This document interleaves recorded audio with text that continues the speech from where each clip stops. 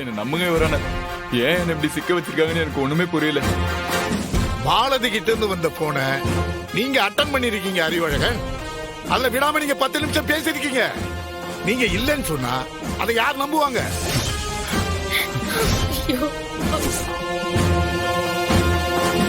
அது மட்டுமா, அவங்க உங்களை மிரட்டினதால எப்படியாவது உங்களுக்கு ரத்னாவோட கல்யாணம் நடக்கணும்னு, அதுக்கு தடையா மாலதி இருக்க கூடாதுன்னு நீங்க முடிவு பண்ணிருக்கீங்க.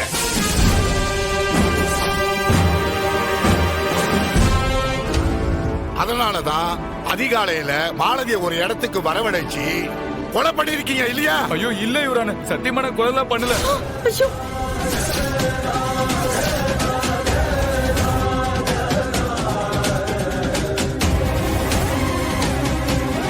அங்க அந்த மாதிரி நடக்கவே இல்லை யுவரான. இவர் ஏதோ போய் சொல்றேன் சார். சொல்லுங்க சார், சொல்லுங்க சார்.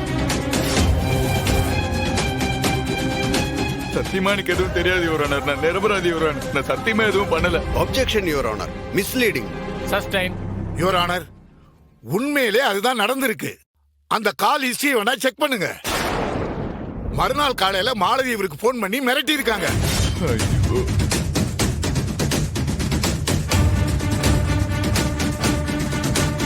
கல்யாணத்தை நடத்த விட மாட்டேன்னு இவர்கிட்ட சொல்லி இருக்காங்க.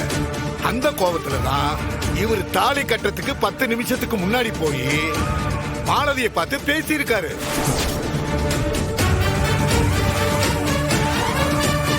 கல்யாணம் நின்னு போயிடுங்கிற பயத்துல அவங்கள கொலை பண்ணிருக்காரு. இல்ல, இல்லவே இல்ல. இவர் போய் சொல்றாரு. ஆமா, அதுதான் நடந்திருக்கு. இல்ல சார், இல்ல இல்ல.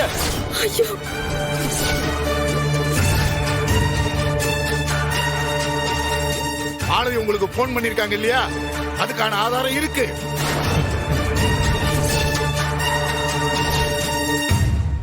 நீங்க அவங்க இருந்த இடத்துக்கு போயிருக்கீங்க. உங்க செல்போன் அந்த இடத்துல இருந்ததுக்கான ஆதாரம் இருக்கு.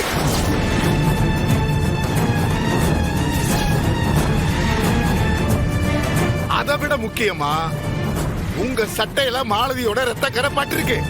அது எப்படி வந்துச்சு மிஸ்டர் அறிவழகன்? ஐயோ, எனக்கு அது மட்டும் தான் தெரியல. அது ஒண்ணுதான் சார் எனக்கு தெரியல. சத்தியமா எப்படி வந்ததுன்னு எனக்கு தெரியல சார்.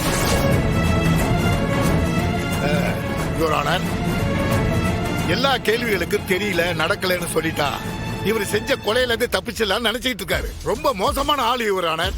இந்த மாதிரி பொண்ணுங்களை ஏமாத்தி துரோகம் பண்றவங்க, கொலை பண்றவங்களுக்கெல்லாம் இவரோட கேஸ் ஒரு பாடமா இருக்கணும் யுவர் ஆனர். இவர் செஞ்ச குற்றத்துக்காக இவருக்கு அதிகபட்ச தண்டனை கொடுக்குமாறு உங்களை தாழ்மையுடன் கேட்டுக்கொள்கிறேன் யுவர் ஆனர்.